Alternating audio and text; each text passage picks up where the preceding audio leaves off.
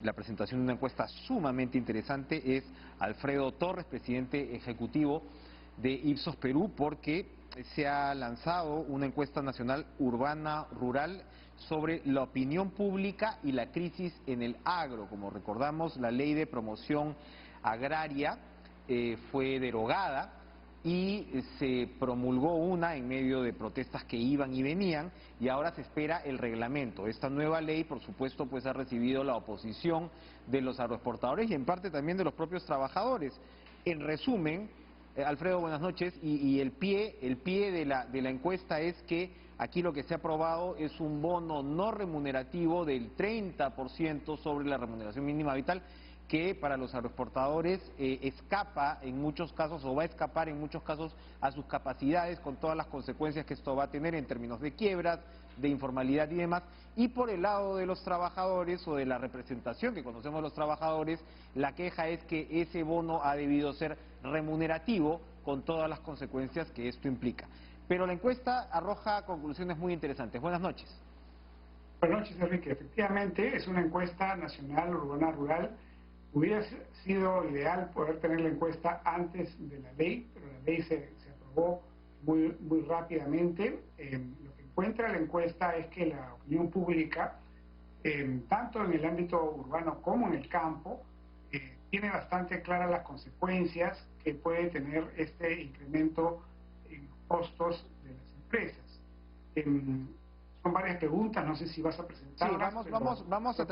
Sí, vamos a tratar de ir publicando algunos de los cuadros. A ver, tenemos uno, señor productor, tenemos uno. Hay uno, ahí tenemos el primero, ¿no? Cuando si les preguntan a partir de esta situación del bono del 30%, algunas empresas reducirán personal para evitar que sus costos se incrementen, y allí vemos, ¿no? Es probable, estamos entre un 70 y 80%, Alfredo. Así es, a nivel nacional 75%, en Lima llega al 80%, pero en el ámbito rural también la tienen clara, el 71% piensa así. Es decir, es bastante lógico, en el Perú hay mucho emprendedurismo, que si suben los costos de las empresas en el ámbito salarial, pues entonces hay algunas que van a tener que reducir personal para evitar que esos costos se incrementen. Esta es la proporción que Entonces, aproximadamente claro vemos. Sí, adelante, sí. No, sí, lo que comentaba es que el efecto sobre la reducción del empleo es evidente para todos, ¿no? Y se ve claramente en esta pregunta. Y luego tenemos otra a ver, que apunta a una consecuencia podemos ir pasando los cuadros. Sí, que tiene que ver con el riesgo de que algunas empresas pasen a la informalidad. Ahí está. Cuando suben los costos de en este caso por un bono extraordinario, un bono adicional al sueldo, claro, algunas empresas podrán reducir parte del personal para cubrir su situación, pero otras más pequeñas probablemente lo que van a hacer es simplemente pasar a la informalidad, como ha ocurrido en tantos otros sectores, ¿no?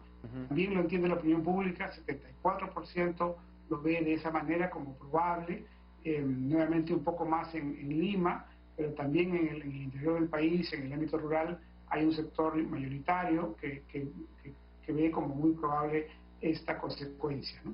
Estas proporciones más o menos se repiten, ¿no?, en el resto de las preguntas: la reducción de personal, la informalidad, que ya lo hemos visto, un poquito más bajo, pero igual, digamos, muy la balanza hacia el lado de la probabilidad, si se dejarán de exportar ciertos productos agrarios porque los costos de producción serían mayores, o los precios internacionales, no, a los precios internacionales de esos productos. Es decir, que perderíamos competitividad, y es un aproximado de 62, 63, 65%, que también lo considera probable.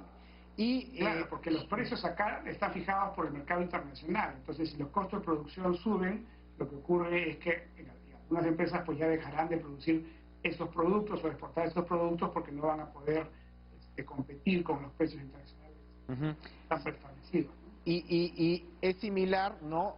En el caso de algunas empresas dejarán de tener ganancias y por lo tanto el Estado recaudará menos impuestos. Recordemos que los agroexportadores, si bien tienen un régimen o han tenido un régimen de impuesto a la renta bastante diferenciado, ¿no? Con un 15% en lugar del 29.5%, pues de todas maneras son aportantes, ¿no?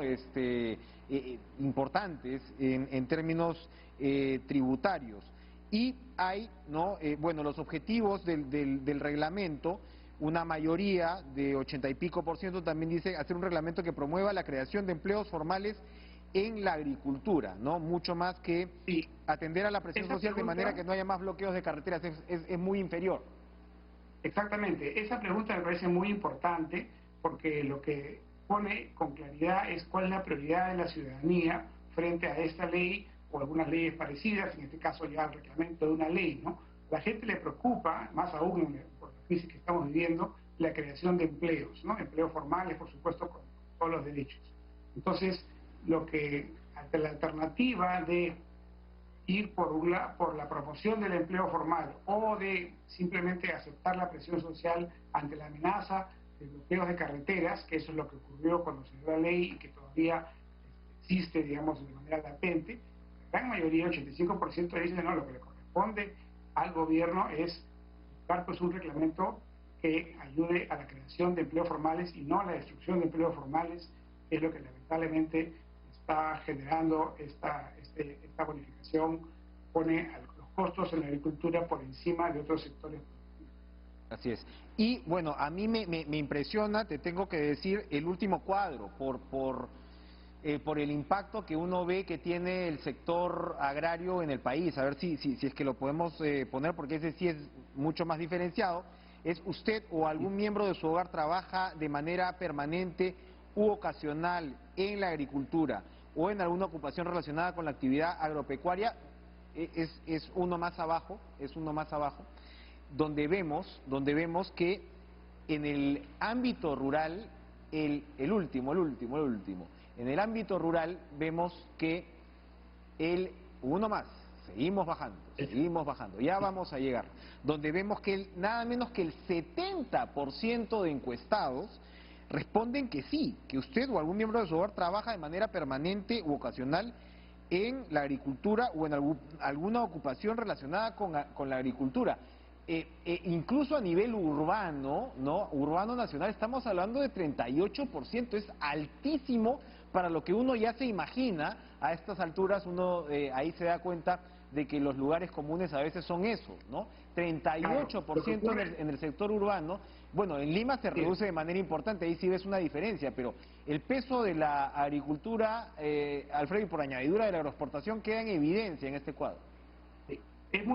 Hay dos factores que son importantes mencionar, ¿no? Uno es que cuando hablamos del interior urbano, hay muchas ciudades pequeñas y medianas que ya califican como urbanas, pero que están en ámbitos agrarios. Entonces, mucha gente que vive en esas ciudades pequeñas o medianas trabaja en la agricultura. Y luego está el factor de la migración a las ciudades, Lima entre ellas, de familias que tienen un origen en el campo y por lo tanto tienen parientes que trabajan todavía en el campo, ¿no? Entonces el impacto de la agricultura es mucho mayor al que normalmente se cree. No se refiere solamente a aquellos que están permanentemente trabajando en el campo, sino también a aquellos que tienen ocupaciones ocasionales o que tienen familiares en esa actividad, ¿no? Si cruzamos estos porcentajes, ¿no?, con las respuestas anteriores muy marcadas, pues uno se da cuenta por dónde opina la población que se debe ir, porque además en estos casos, en muchos casos, en miles, millones probablemente de casos, les están tocando el bolsillo. Está claro el mensaje, la gente lo que quiere es normas que promuevan el empleo formal y no normas que destruyan los empleos formales.